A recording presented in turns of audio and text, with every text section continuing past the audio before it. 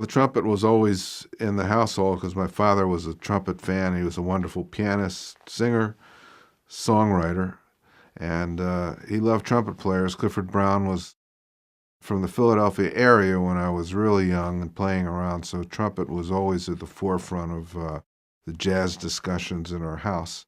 I'll never forget this by listening to Clifford, one of his records, and he grabbed me and said, "Randy, trumpet's the greatest jazz instrument."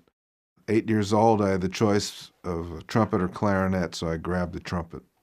My brother and I did play a lot. He started a little later, but we had a adjoining suite, which was connected by a bathroom, and we liked the echo in the bathroom. So after our lessons, we used to take trumpet and clarinet lessons Saturday mornings. And after the lessons, we ran up to the room and just played free. Before free was in vogue, and played nursery rhymes or whatever tunes my father had taught us, and things went on from there. I was probably about 10 years old, and he was maybe 7 or 8. It was in the mid-'80s, a gentleman who worked for Yamaha brought me a horn, and I think it was a 6335 lacquer horn, and I just took to it. It was really easy to play, very consistent scale, and I've been playing the horns ever since.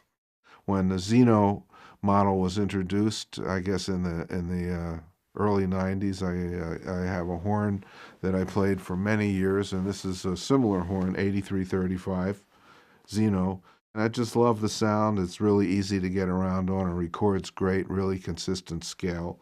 So I'm really partial. I love these horns. My Yamaha flugelhorn, which I recently got, it's the Europe model, and I played it yesterday, and it's just great. It's a great horn too. Beautiful sound, beautiful scale, real consistent from top to bottom, and I always get really a good result from that horn. They were always consistent horns. That was another thing I liked. A lot of other horns, you had to try out maybe 10 or 15 ones to find the right one, but these horns are really consistent, made very specifically, and you know, if I drop it off a cliff, I can always find another one that plays quite a bit like it, and that's a plus in this kind of industry. I've had that horn now for easily 20 years.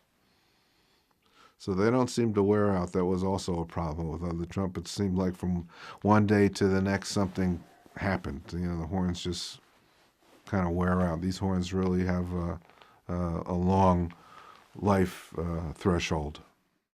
Well, I try a lot of different trumpets, and they just fit my conception of the way I should sound. Let's put it that way. And there's a certain feel about the horn. It's hard to describe in words, the way the air goes through the horn, the way it feels when you play it, that I really enjoy.